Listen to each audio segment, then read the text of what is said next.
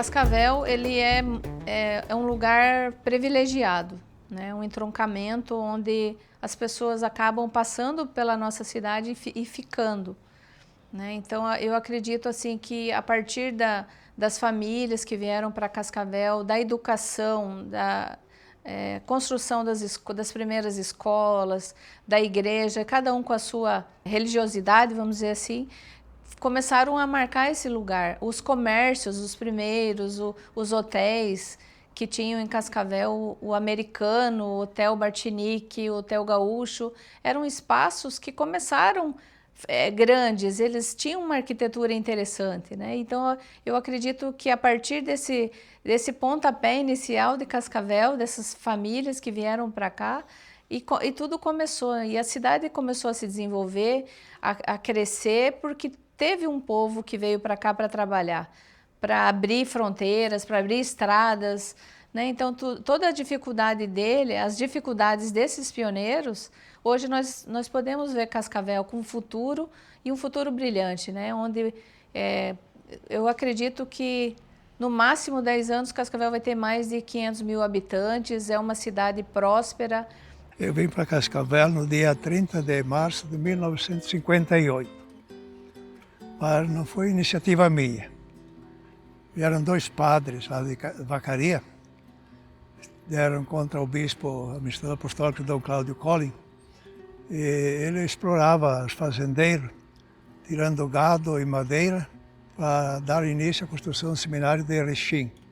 A Avenida Brasil passava o trânsito todo, não tinha o desvio como tem hoje lá por trás, na Copavel. E era uma vila, a avenida era aberta como todo, tem a sua largura de 100 metros, como é hoje.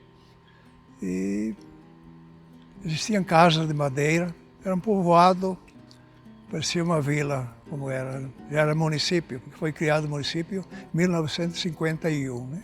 Cascavel, criado como município. A catedral foi inaugurada no dia 10 de junho de 1952, como paróquia, né? Existia uma igreja de material num canto onde existe hoje, onde está o monumento à imagem da Senhora Aparecida. Era de material a igreja, chamada Igreja do Mião, porque ele era prefeito e foi ele que ajudou muito com a prefeitura a construir esta nova igreja de material.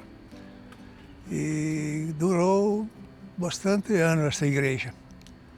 A atual igreja foi dado início em 1967. Essa carroça aqui eu tenho ela guardada por causa de uma lembrança da mudança que o pai veio de Santa Catarina. Ele veio com 3 carroças. Eu tinha 11 meses de vida e eu guardei essa carroça, resolvi de fazer um museu. E isso é uma história que nós pusemos eu para dormir 27 noites dentro da carroça, com 11 meses de vida. Viajamos 27 dias de viagem, de Canoinhas até Cascavel. Ah, sim, nós pagávamos imposto, tem a placa aqui, ó, de Cascavel. E tem um documentário também sobre o imposto que pertencia para Foz do Iguaçu, aqui, ó. O imposto da carroça pago em 1950, Cascavel pertencia a Foz do Iguaçu, ao distrito de Foz. O sistema vai um cavalo nessa balancinha aqui com arame, o outro do lado de lá, aqui eu tenho o breque, que é o freio, do lado aqui, ó. Aqui eu usava para frear ela. E o que segura é aquele pau lá, ó, que prensa contra a roda. A primeira eleição é o seguinte, é um fato pitoresco. Candidato Tarquínio Joslin dos Santos, ali pelo Souza Leal, mas esse ficou em terceiro lugar, e José Neves Formigueri. Corre daqui, corre dali, e o compadre lá do lá não sei o que, do Saltinho, Rio Saltinho, não sei aonde, não veio votar, como é que tá? O Tarquínio correndo atrás para ver se os eleitores dele já tinham vindo. E ele deixou estourar o tempo da duração da votação e não votou nele mesmo. Moral da história, perdeu a eleição por 1 voto. Houvesse ele votado nele mesmo, dava empate, ele tinha mais idade, seria o primeiro prefeito de Cascavel, Tarquínio Joslin dos Santos. nós temos alguma história, né? A primeira história eu conto que a minha esposa, a atual esposa Darlene, ela em 1953, eu estava lá na casa dos meus pais, de repente chegou um jipe. Chegou um jipe levantando pó, que era normal. Desceu do jipe uma moça. Digo, mas eu grudei o olho nela. Digo, mas que moça bonita, né? Foi a primeira motorista de Cascavel. Era motivo de admiração, porque não havia mulher dirigindo aqui, né? Jipe tinha uma meia dúzia de jipe, né? Caminhões tinha bastante. E aí então foi que eu conheci ela, né? E foi levando. E a história do jipe, meu pai sempre teve jipe, né? Porque aqui para se locomover dia de chuva, só veículo com tração nas 4 rodas, né? Até uma ocasião, e esse jipe do meu pai socorria o padre, socorria o delegado principalmente, né? E numa feita o Sandalo dos Santos, que era o delegado, escrivão da polícia, ele foi lá em casa e disse, o senhor podia mandar o jipe pegar uma pessoa que morreu ali na colônia Barreiro, e nós não temos condição, se o senhor pudesse mandar alguém lá. E o pai olhou para mim e disse, vai lá com o Sandalo então buscar esse morto. Bom, eu, Sandalo e um policial, com um encerado velho atrás, né, para trazer o morto, fomos lá, na colônia Barreiro. Chegamos lá, era um poceiro que havia num casebre. O Sandalo abriu a porta, ele estava estendido assim, em vez de fazer uns 8, 10 dias que ele estava morto. Eu olhei para aquilo lá, me senti um mal-estar, era um dia quente, senti um mal-estar e disse para o Sandalo, seu Sandalo, o senhor me desculpe, mas eu não aguento levar esse homem, não. Eu vou voltar e pedir para meu pai mandar outra pessoa. E vim para cá, meu pai mandou um outro motorista lá, porque eu não ia trazer um morto. É a minha primeira grande aventura em Cascavel, hein? Ali conta-se que o Getúlio Vargas passou uma determinada época, não sei se é verídico ou não, e aí foi dado o nome daquele local onde nós jogávamos futebol, Praça Getúlio Vargas. Praça Getúlio Vargas, e Cascavel se emancipou e tudo, então precisava ter um marco, né? E foi construído um obelisco aí, na administração de Alberto Schwartz, construiu a praça e aquele obelisco para simbolizar o primeiro marco zero de Cascavel. E assim ficou sendo o marco zero. Praça do Migrante, na administração do Pedro Mufato, ele abriu um concurso entre os arquitetos aqui do Paraná, só, para que desse um projeto de um monumento em homenagem aos migrantes que aqui chegaram, os pioneiros. Então, 3 arquitetos, Domingos Oba e o Ravache, venceram esse concurso, né? Tinha até prêmio em dinheiro. Venceram esse concurso e deram essa Praça do Migrante naquele estado. Só que construíram, ninguém sabia o significado daquilo, né? E eles explicaram, e eu guardei sempre esse significado, né? Foi tirado, mas havia 2 correntes migratórias. Uma apontando para o sul, a mais forte, a mais comprida, e outra apontando para o norte. As 2 correntes aqui chegaram, quer dizer, os pioneiros do sul, os pioneiros do norte, depois de uma determinada época, os pioneiros do norte, em menor número, é claro, chegaram aqui e se encontraram, havia uma coberta, infelizmente tiraram isso, mas havia uma coberta simbolizando que Cascavel ia dar abrigo a todos que aqui chegassem. E embaixo dessa coberta havia um balcão de concreto, né, com um buraco no centro, simbolizando também que ali teria um fogão que esquentaria a água e o pessoal do sul ia oferecer o quê para o pessoal do norte? O chimarrão.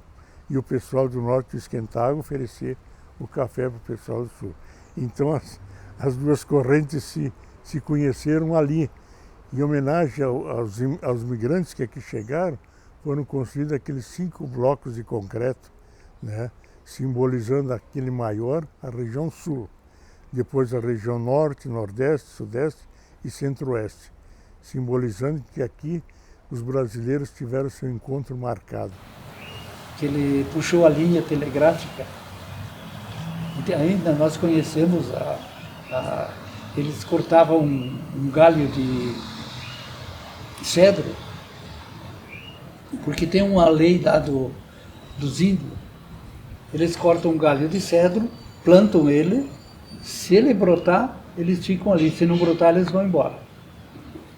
Então o Marechal Deodoro tinha muito cedro. A maioria deles era cedro. Aí tinha uma barra de vigote em cima, tinha mais de 30 fios que via para Foz do Iguaçu, Guarapuava, Cascavel, Foz do Iguaçu, Guaíra e seguia para Mato Grosso. A vida nossa em Cascavel ela foi assim bastante atuante, né? Eu não podia ir numa reunião que eu saía de lá ou o presidente ou o tesoureiro. Então nós formamos aqui. Eu fui eleito, entrei no Rotary Club, Cascavel. O primeiro Rotary é... Na fundação dele, o Tuiuti já existia, numa casa de madeira, na Rua Paraná. Bom, depois formamos o Country Club. Paulo foi sócio há muitos anos. Comercial. E o comercial, que sou até hoje, do Conselho Superior do clube. Fundou a Guarda Mirim também. Aí tem a Guarda Mirim. Eu fui 20 e poucos anos o presidente e o tesoureiro, a maior parte do clube. E depois, junto quase no ano 70, 80, assim, fundamos a PAI. Como joalheiro, né, começou as corridas de automóvel, né? Então era saída ali em frente da igreja, aí ia até a Praça Getúlio Vargas, Paraná, Rua Paraná, e lá subia na Avenida Brasília e ia até, não sei, não me lembro a altura. Isso foi a primeira pista de corrida. Então eu, como joalheiro, eu comprei relógios de cronometragem. Eu fiz as placas. Cada um controlava a corrida de 4 carros. Cada vez que eles passavam, apertavam um botão. Então ali começou as corridas de automóvel.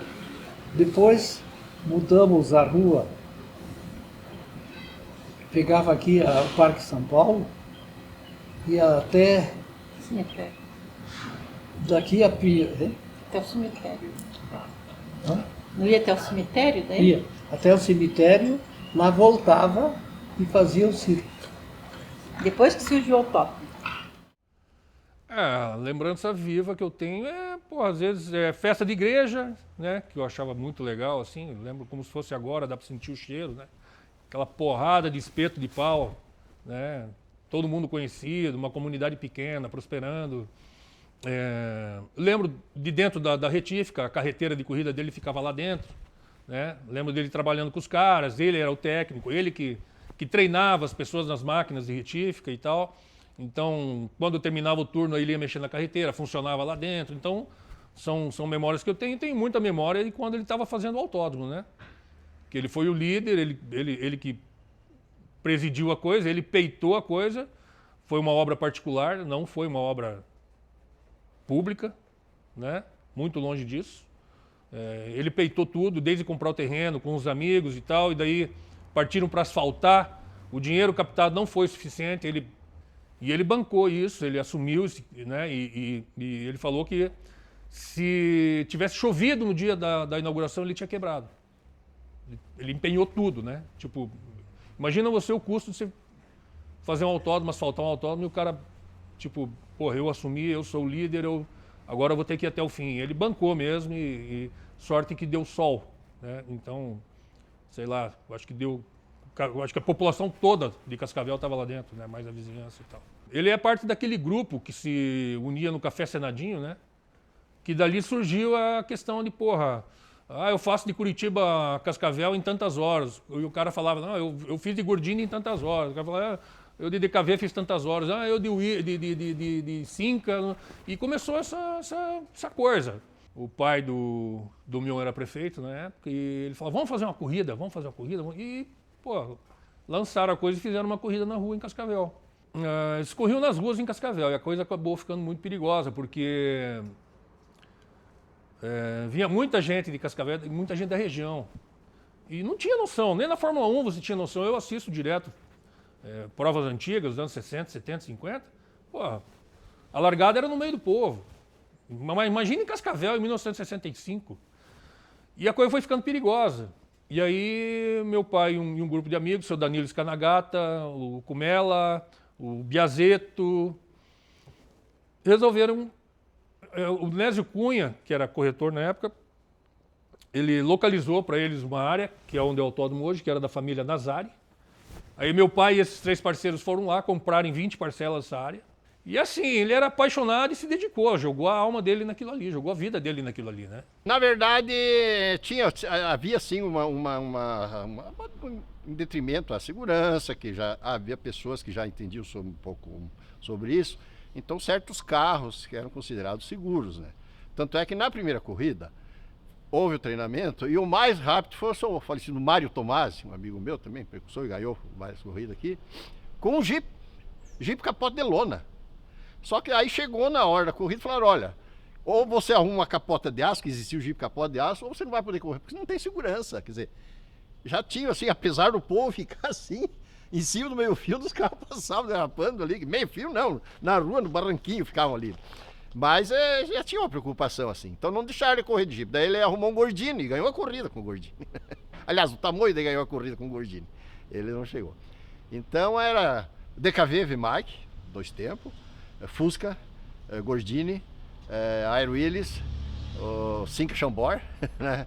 Era esses aí mais alguma coisa que às vezes os carros importados normalmente o regulamento só permitia carros nacionais, que eram montados no Brasil.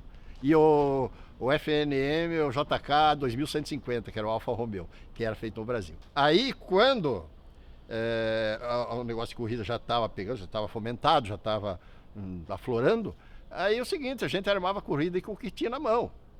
Aí o falecido Luiz Piccolo, presidente do Tuiuti, coisa e tal, resolveu fazer um evento com corrida de mulheres, de carros antigos, e estavam lá conversando. Eu falei, Luiz, que tá fazendo uma corrida de Kombi? Ele falou, pô, Peixinho, mas que ideia é essa? Eu falei, não, eu tenho uma Kombi. Digo, aí o irmão do Pedro Mufato tem outra, o Luiz Farina tem outra, digo, o Orlando Vacislai tem outra. Digo, nós botamos lá 5, 6 Kombi, vamos fazer uma corrida. Aí ele falou, o pessoal, falou, esses caras tão loucos fazer corrida de Kombi. Daí o Luiz, que tinha, falou, mas olha o que vai atrair de público. Porque Kombi tinha a fama de tombar, né? Hoje é Hilux, tomba muito mais que Kombi. Aí eu cheguei em casa e falei, pô, falecido pai, falei, olha, eu vou correr com a Kombi. Falei, você tá louco, deixa a Kombi trabalhar, fazer fretinho aí. Digo, rapaz, não estraga nada, todo mundo, ó, o Campagnolo tem o táxi dele, ele tira o negócio de táxi, vai lá e corre, e no outro dia tá trabalhando. Falei, não dá nada não, e vamos lá. Porque uma corrida anterior ao Parque São Paulo, meu pai tinha um Air Willis, só que eu não tinha idade, eu tinha 17 anos. E no sábado, o pai foi para a fazenda lá, e eu com a picape, eu peguei o Air Willis e fui, botei na pista, e fui mais rápido. Aí ficou certo que eu ia correr, porque o Jace corria. Já tinha corrido uma e ia correr essa outra. O Jace Pian, esse que faleceu há pouco tempo, era meu amigo. Mas o Jace Pian tinha um pai que era um doce, o velho Pian endossava qualquer coisa, né? E eu fiquei ali, quando chegou na hora de me inscrever lá, falou, você precisa uma autorização do teu pai. Eu falei, esquece, nem vou pedir. Eu já tinha roubado o cara para fazer a loucura, né? Então eu não pedi, fiquei com aquilo atravessado, né? Com a gana de correr. Então eu queria correr de qualquer jeito, né? E aí tinha a Kombi na mão, nessa aqui eu vou, né? Não tem mais quem me impede, agora eu sou eu, né? Peguei e fui. Aí fizemos uma corrida lá, todo mundo gostou, não houve acidente, não houve nada, né? Aí houve das mulheres e tal, inclusive a esposa, a Meire, esposa do Beto Pompeu, é viva ainda, com ele também. Capotou o carro dele, um Volkswagen, esse Volkswagen 4 portas que tinha apelido dentro do caixão. Capotou no fim da reta e o Beto era o chefe da cronometragem, largou os cronômetros, tudo correu lá, socorreu a mulher. Estombaram o carro e aí continuou a corrida com as outras lá. Eita, Cascavelão! Isso aqui foi mais ou menos 1958, 59, né? Que foi, que está aqui, o meu falecido pai. Isso aqui é meu tio Pedro Israel, o gaiteiro Eudácio Israel, o Valdo Bálica, meu cunhado, e meu mano Ari Israel, que tinha uns 9, 10 aninhos aqui, né? Eu comprei um cavaquinho, comecei a ensinar ele no cavaquinho. Quando eu vim pra cá, daí eu já tinha um conjunto.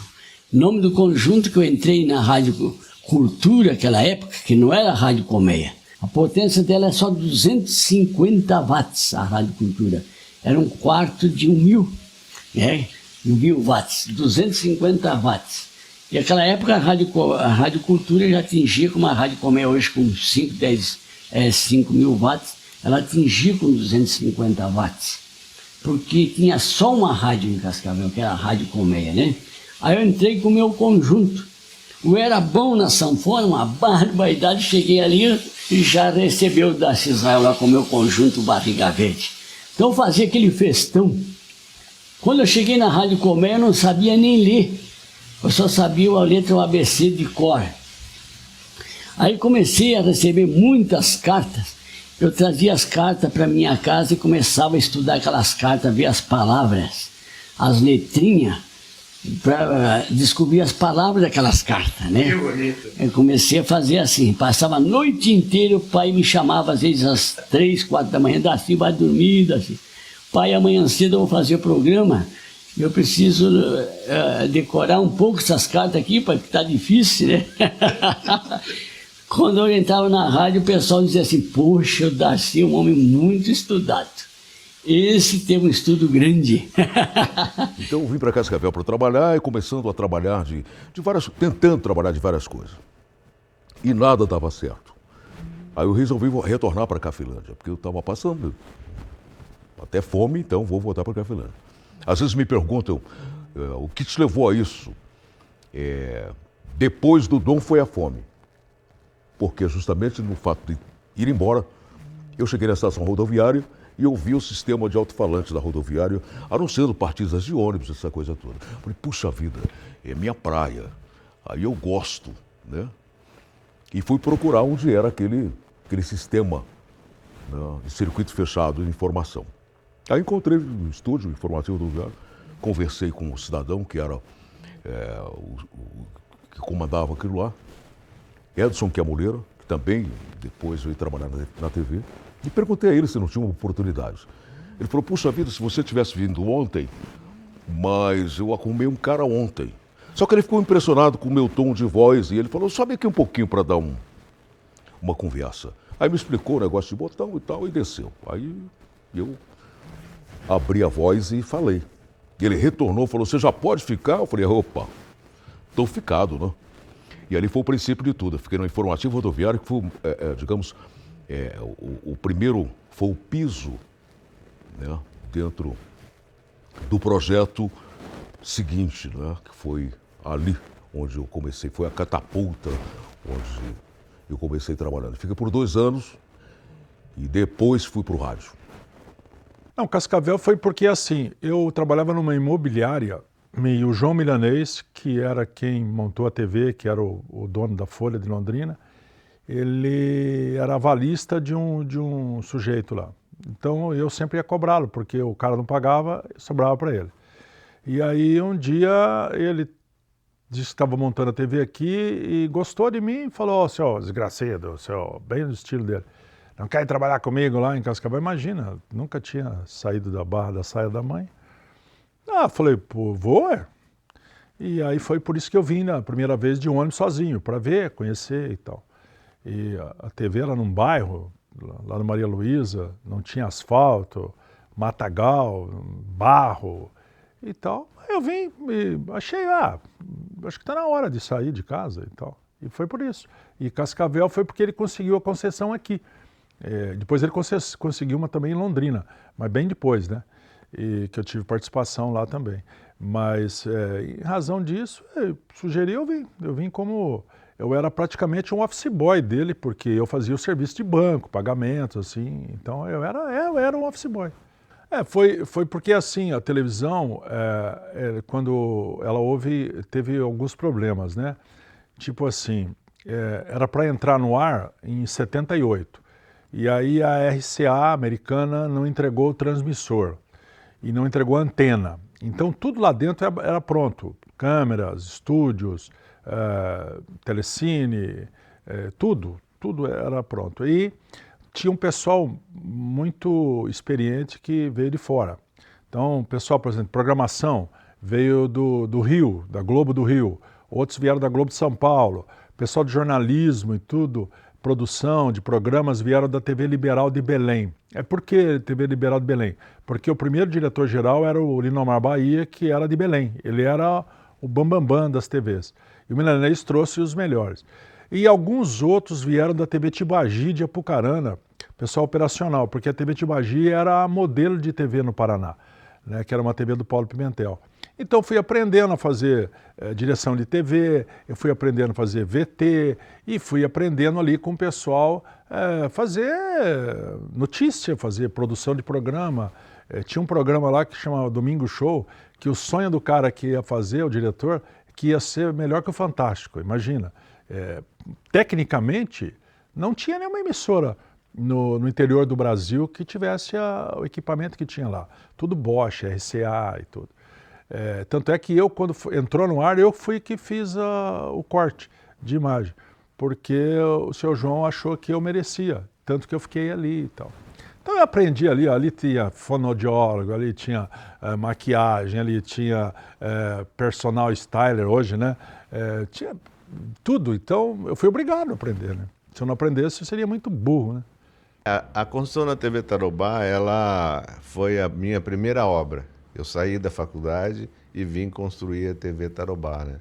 Uma obra, se você for lá hoje, você vai ver que é uma obra de canais de televisão do Brasil, é uma das que tem assim uma tecnologia muito grande em termos construtivos. É uma obra que tem isolamento térmico acústico perfeito, ela tem um isolamento contra a vibração da rua para não movimentar os equipamentos de filmagem, né, que foi feito na época mais de 1 metro de sistema de isolamento de vibração, cabeamento, enfim. É uma obra que foi feita assim, há muitos anos atrás, né, há 50 anos atrás, e que até hoje ela é referência em termos de construção. E para mim foi um grande desafio, porque foi minha primeira obra, né? Mas eu tive na época orientação de muitos técnicos, porque aquele complexo, e no passado era muito mais difícil você fazer um canal de televisão do que hoje, né? Em termos de tecnologia, né? E aquele estúdio que foi feito, então essa parte, aquela torre, a fundação daquela torre foi um desafio na época para a gente fazer também. Então foi uma obra fantástica que está aí, é um símbolo, né, para nós em Cascavel, porque a TV Tarobá, a primeira que chegou aqui e fez um grande trabalho até hoje. Quando eu cheguei em Cascavel, a cidade tinha próximo aí de 60, 70 mil habitantes, né? Era uma cidade quase sem asfalto nenhum. Nós tínhamos aqui asfalto apenas na Brasil e na paralela na Rio Grande do Sul e Paraná, por aí. E eu, como sou da área de engenharia, eu percebi naquele momento que nós estávamos vivendo o ciclo da soja, né? Onde os fazendeiros, as pessoas que lidavam com soja, começaram a atualizar suas casas, porque as primeiras casas em Cascavel eram casas de madeira. Então, todas essas famílias tradicionais começaram a fazer umas casas mais confortáveis, casas melhores, e foi nesse momento que eu estava em Cascavel e comecei a empresa e peguei esse momento e construí a maioria das casas das famílias antigas de Cascavel, os Bresolinhos, Canagata e por aí afora. São pessoas que atualizaram suas casas e a JL começou exatamente nesse momento de Cascavel. Era uma época que tinham poucos engenheiros, construtoras também eram muito poucas que tinham, algumas que vieram e foram embora, e eu aqui fixei a minha família e desde então não saí mais daqui.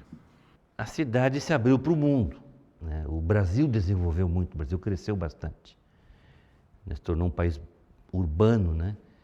E eu peguei nesses 40 anos de médico, e antes de médico eu fui técnico de enfermagem e trabalhei em banco de sangue, as doenças infecciosas, né, como diarreia, tuberculose, né, reduziram bastante e as pessoas têm mais informação.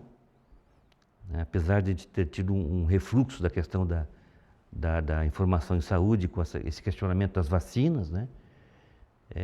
Mesmo por profissionais da área médica, mesmo por professores. Então isso foi um problema sério também dentro da classe médica, né? Que a gente era criança, os nossos pais vacinavam e ninguém questionava, né? E hoje as pessoas estão questionando vacinas produzidas e autorizadas pela Organização Mundial da Saúde, pelo Ministério da Saúde, pela Secretaria de Saúde do Estado, pelo município, pessoas que não são políticas, que vivem a questão da saúde pública, entregaram as suas vidas para esse propósito, estão sendo questionadas por desinformação, inclusive com lideranças, né, que estão ocupando esse espaço, né? E Cascavel se tornou, depois de um grande polo econômico, um polo de ensino, um polo universitário, né? Isso aí transforma as pessoas, né? E eu sou bastante otimista com relação ao futuro. Eu acho que, né, nesse sentido, Cascavel abriu os braços para o mundo também. Essas pessoas que vêm da Venezuela, né,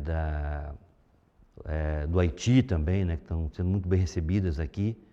E eu acho que isso aí vai ajudar bastante no dia a dia da cidade. Eu tenho que ter um planejamento também, né, para essas pessoas não se isolarem. E gradativamente vão se entrosando, né, e até havendo uma miscigenação, como houve nos anos 60, 50, quando vieram os ucranianos, os poloneses, os italianos, os alemães. Hoje virou uma mistura bem interessante, né? Olha, praticamente, sempre fui assim, quase o único artista que sobreviveu, né, que se destacava em Cascavel. E pelo fato de eu sempre desenvolver as mãos no meu trabalho, né, e acabou sendo uma marca conhecida e virou uma coisa tradicional, né? Depois foi colocado aquele dedão, o dedão praticamente virou uma coisa típica de Cascavel, né? E hoje, sei lá, eu acho que até uma vez a Globo me chamou para fazer uma vinheta do aniversário da Globo e eu fiquei encucado porque tinha uns bons da boca aí que estavam escolhidos também e aí que escolheram a mim. E eu perguntei, escuta, mas por que vocês me escolheram? Aí eles me falaram que escolhiam você porque você é o cara que mais tem a cara de Cascavel. Hoje as mãos para mim é uma assinatura, né? Porque você para conseguir um objetivo na vida, dentro da arte, é aquela arte que você não precisa ver a assinatura para ver de quem que é.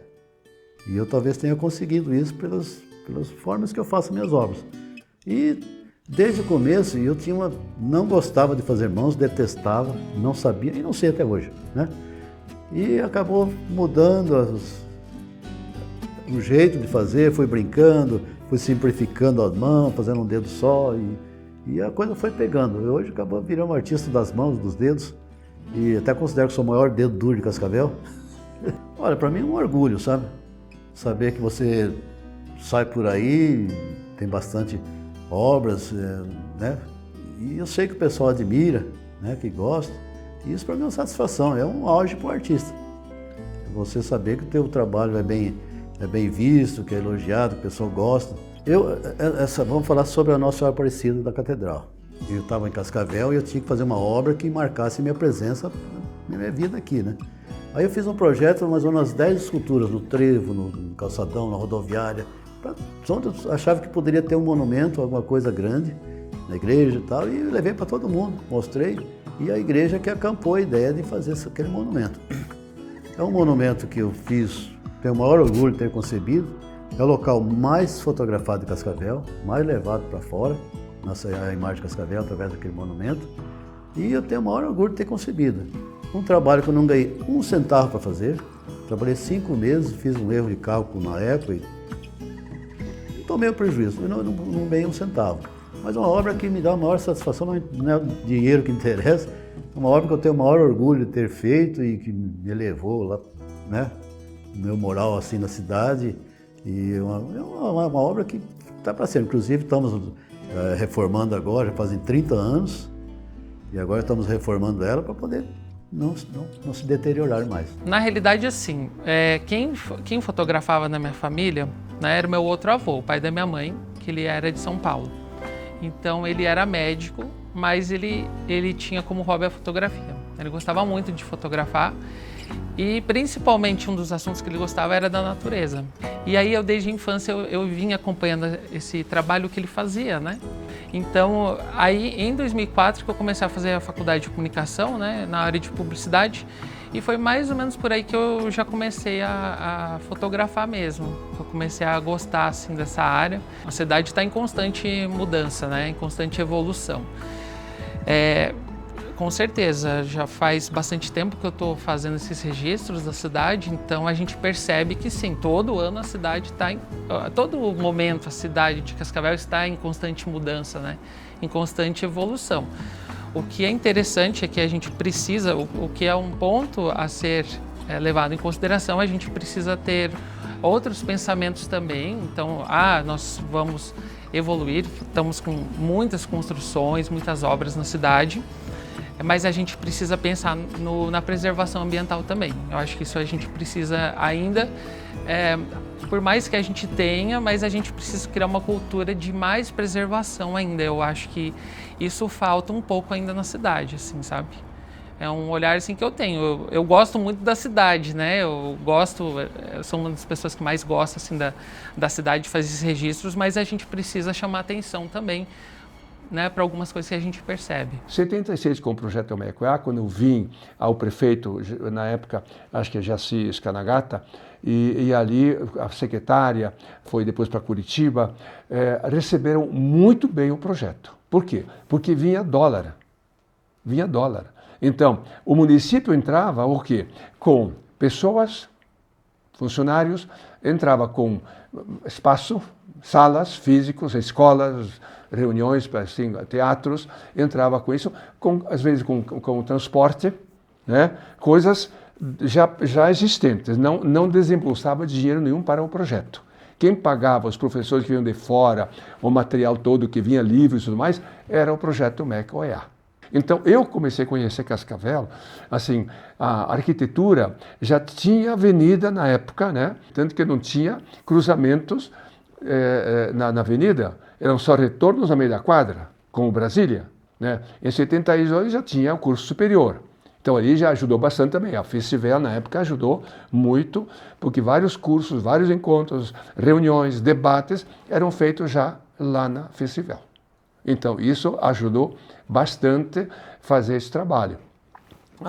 Mas assim, o urbanismo na época, os hotéis, eu ficava no hotel, já depois o hotel dos Canagata lá, o Copas Verdes, eu ficava lá dias, semanas quase dormindo ali e tudo mais, por conta não precisa pagar, lá você é convidado e especial, não precisa pagar, dizia ele, né? Então, era uma forma muito, como se diz assim, solidária e de coparticipação. Então, a Câmara de Vereadores já sabia que tinha dinheiro, tinha dólar, a MOP, a SIC aqui também sabia que tinha MOP. Eu convidava até os sindicatos, os trabalhadores rurais. Vinham participar das reuniões, desenvolvimento regional, uma educação para escolas rurais. Foi criada aqui em Cascavel, diferente. As crianças aprendiam a ler, escrever, mas também tinham lições de como cuidar e trabalhar o meio ambiente, a produção agrícola, dos bichos e tudo mais. Então, tudo isso foi um motivo muito grande para dar atenção toda especial ao oeste do Paraná e o projeto MEC-OEA. Aí nós criamos a SOEST, Associação Educacional do Oeste do Paraná. Foi assim, também outra coisa. Primeira coisa, a gráfica. O projeto comprou todos os equipamentos de uma gráfica mais moderna que tinha. Fomos lá em Curitiba, uma máquina veio importada diretamente da França, Brasília, Curitiba, Rio de Janeiro, Campinas, Porto Alegre, Ijuí. O pessoal vinha para cá, cursos, eventos, seminários, reuniões, debates, planejamento, o desenvolvimento estratégico do oeste do Paraná. Tem documentos lá fantásticos, propostas, né? Pesquisas. O diagnóstico foi realizado aqui também no Oeste do Paraná, foi uma coisa belíssima. Um estudo de casa em casa, de produtor em produtor, para ver o que tinha, o que faltava. Então, tudo isso foi base para juntar prefeituras, a MOP, as cooperativas, né, Contra Iguaçu, a SIC, que também tinha uma associação regional, né? E também as 4 faculdades já começaram em 78, foi criada a faculdade em Foz. Então, aqui era a Festival em Cascavel, criada em 72. Lá a Facisa, em Foz. A Facitol e a Facimar, Marechal Rondon, depois dos anos 80. Então, as 4 faculdades foram criadas exatamente nesse movimento, nessa junção do oeste do Paraná. Aí os estudantes vieram com professores, na época professores vieram aqui para Cascavel e fizeram parte, então, da organização das 4 para a criação da UniOeste. Tem clientes de 40 anos, né? Clientes de 40 anos, nossa, família, país, né? São os filhos ainda vêm aí. Agora, né, tá saindo o shopping Catuaí aqui. Olha o tamanho que tá nosso bairro. Sol ali, quanto? Muitos amigos, muito. Ai, Inês, filha do seu José Zata. Ó, falam do meu pai, né, minha mãe. Então, meu Deus, é uma vida. Tenho orgulho sim, pô, muito. Na realidade, na época, se jogava muito dominó. Aí tinha... chegava 5 horas, 5 e pouco, tinha que disputar a mesa para jogar dominó. Aí tinha, que eu recordo assim, tinha lembro do pai dos rapazes do festival, chamava Severino Beal, o pai do Paulo Carlesso, que se chamava Amadeu Francisco Carlesso. Tinha um vizinho aqui que era inspetor da Polícia Federal, Rodoviária Federal, que chamava Everaldo Loures Xavier, Luiz Carlos Milhavaca. Mas tinha outros, tinha que disputar a vaga para jogar dominó. A mesa, assim, era uma mesinha de fórmica, assim, estava toda já descorada, de tanto puxar as pedras, assim. Aqui em frente funcionava a chamada pedra. A pedra era um negócios de automóveis, né? Rolo de carro e tal. Então o movimento era muito grande, porque vinha muita gente de fora das cidades vizinhas para fazer negócio de carro aqui. E daí, nesse período, teve um movimento muito grande. Daí depois foi tirada a pedra daqui, mas abriu uma lanchonete, uma discoteca. Não sei, os mais antigos vocês talvez não viram falar, mas o mais antigo era a Calaiame. Ficava na mesma quadra aqui do lado. Então o meu movimento aqui mesmo começava tipo na quarta, na sexta, no sábado, 11 horas da noite, né? Não tinha horário para fechar. Eu tocava o bar e ficava aberto a noite inteira, né?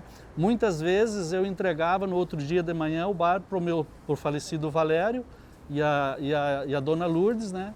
E eles continuavam tocando o bar, ficava praticamente 24 horas. Quando fechava muito cedo, fechava 4 horas da manhã, né?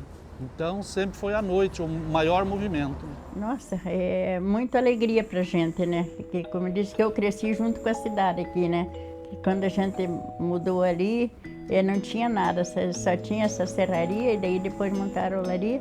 Então, a cidade era, nossa, aqui onde tem o moinho, aqui era o cemitério central, né? Naquele tempo eles tiravam os ossos para levar lá para aquele, punhavam num balaio e levavam nas costas para lá, porque não tinha carro para levar os ossinhos dos mortos ali. Então a gente viu a cidade crescer, que é uma maravilha. E graças a Deus está muito bem, a gente está tranquilo, estamos com saúde, então... É um orgulho, né? É. Um orgulho, nossa cidade cresceu, tem muita gente de outra cidade vindo. Ela está enorme, cada dia crescendo mais, né? Para quem já viu também a época da Sambra, meu pai foi guarda lá, né? Meu pai foi guarda noturno na Sambra. A gente passava ali, via ele lá, o dia de geada, de frio, trabalhando, né? E hoje, olha o tamanho da nossa cidade, é um orgulho, né? E eu sempre brinco, que eu sou cobra nascida e criada aqui mesmo. Essa cidade é fantástica, ela não para de crescer. Desde que eu cheguei aqui, eu não vi essa cidade encolher. Ela cresceu e nos últimos anos parece que está crescendo mais ainda. Eu fico imaginando o que vai ser dessa cidade em 2050. Cascavel é uma cidade que se tornou referência para outras cidades do Paraná, para outras cidades do Brasil. Então eu acredito que em 2050, 2030, 2040 já seremos aí uma grande potência, uma cidade mais forte ainda no contexto nacional. Se eu soubesse que isso ia acontecer, eu tinha comprado metade de Cascavel. Se eu soubesse que ia acontecer. A gente não imaginava o que ia acontecer em Cascavel. Não, negativo. E aí pensava que as coisas... Você pegar um caminhão, pegar uma quadra em Cascavel. Não, melhorar, sem dúvida, né? Melhorou bastante. Mas tem certos momentos que a gente sente falta do tempo, né? A gente lembra com saudade. Principalmente minha mãe, eu tenho muita... Porque eu era considerado, que todo mundo falava que eu era o filhinho da mamãe, sabe? Mas não é por causa disso, é que a gente também ajudava muito em casa. Hoje, graças a Deus, tem um casal de filhos, temos 3 netinhas, que vêm aqui e fazem o que querem dentro de casa, né? Mas tá bom, é assim mesmo. Eu vou te dizer para você, hoje, por exemplo, quando eu vou para um bairro aí, daqueles que eu ia antigamente, eu me surpreendo, tá? Porque Cascavel está crescendo muito, tá? E aí você pensa assim, meu Deus do céu, e tá vindo gente. E daí você fica pensando, né? Meu Deus, aqueles que vieram primeiro. Vou deixar uma mensagem que Cascavel para mim me ajudou muito, né? Então eu sou muito feliz e agradeço muito esse povo que me ajudou, né? Ajudou a criar meus filhos, né? Porque muita gente me ajudou, né? Foi difícil? Foi. Vencemos, então parou, né? Agora, eu gosto de Cascavel agora, na atualidade, como ele está. Eu devo muito a Cascavel. Olha, eu vejo Cascavel imparável, né? Eu, assim, tenho certeza, eu não acho, eu tenho certeza. Nós continuamos investindo muito aqui, como eu te disse, eu estou no Brasil inteiro e Cascavel é a cidade de todas as que eu estou, é a que mais cresce, é a cidade que mais dá resposta no sentido de você investir e ter retorno. Quando você tem uma cidade com um povo trabalhador, com um dinamismo desse tamanho, e só tem a crescer, não tem como ficar parado. Poxa, eu escolhi certo, né? Eu tive outras opções para ir, ou até mesmo depois sair, mas eu acho que Cascavel, ela se transformou, ela cresceu. É uma mina de ouro que vocês não encontraram a porta. Tá? A minha projeção para Cascavel em 2030 é 500 mil de habitantes. Então eu olho tudo isso e me vem à memória que meu pai tinha razão. Exatamente como ele falou, até... né? Então isso aí é a primeira coisa. Depois é o seguinte, ainda assim, em muitos locais que eu vou, em lojas, em autopeça, em mercado, coisa e tal, dificilmente eu não encontro um conhecido. Então isso aí satisfaz a gente ver que a cidade cresceu tanto e a gente ainda é alguém, porque normalmente cidade grande você é apenas mais um, né? E ainda eu acho que sou mais um e um pouquinho, né? Entendeu? Então isso aí satisfaz a gente, que você teve uma vida, você está chegando nos finalmente dela, com o nome em dia, com uma pessoa benquista, uma pessoa reconhecida, uma pessoa, né, que tem história para contar. Isso aí é uma coisa que satisfaz a gente, que o pioneirismo, só o pioneirismo mesmo que pode trazer essa consequência. Cascavel nem precisava crescer mais, desde que ela se desenvolvesse cada vez mais, melhorasse o IDH cada vez mais, que a qualidade de vida seja cada vez melhor. Né? Mas, inevitavelmente, ela está fadada nas mãos da cidade de Cascavel, a linha do destino está dizendo que ela vai ser uma grande metrópole. Como historiadora, eu vejo que os registros históricos são fundamentais. Por quê? Quando uma população entende de onde ela veio, ela consegue se compreender, então olhar para o passado para entender o presente. Eu sempre digo que a história tem essa função.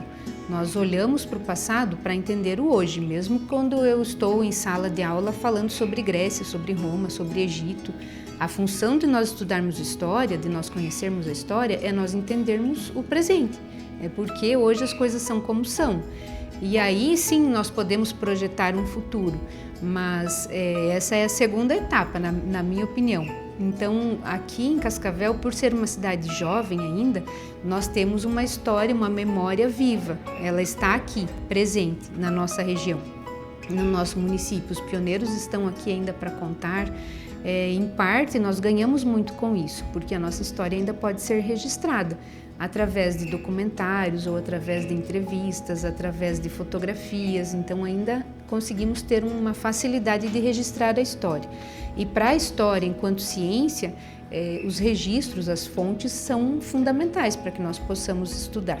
E assim, o que nos deixa muito animados também é entender, ter essa previsão de como ela será daqui a poucos anos, que é uma cidade que não tem previsão de parar tão rápido. Ela vai continuar nesse desenvolvimento, atraindo mais pessoas, mais emprego, gerando mais renda.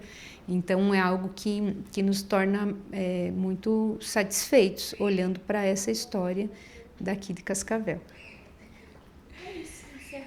Fechou? Então vamos tomar uma água.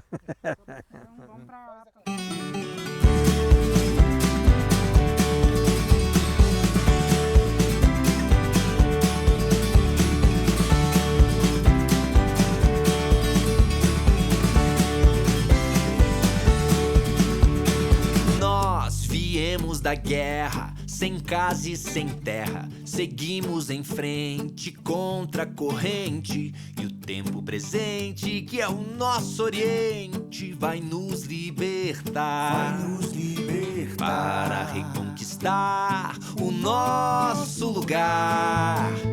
Nós iremos lutar pelo poder de amar.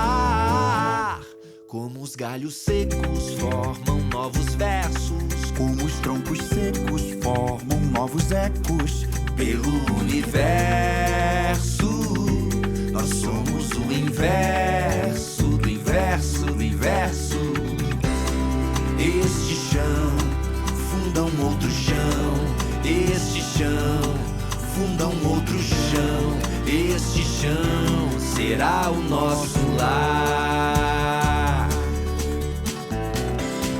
Este chão funda um outro chão, este chão funda um outro chão, este chão será o nosso lar.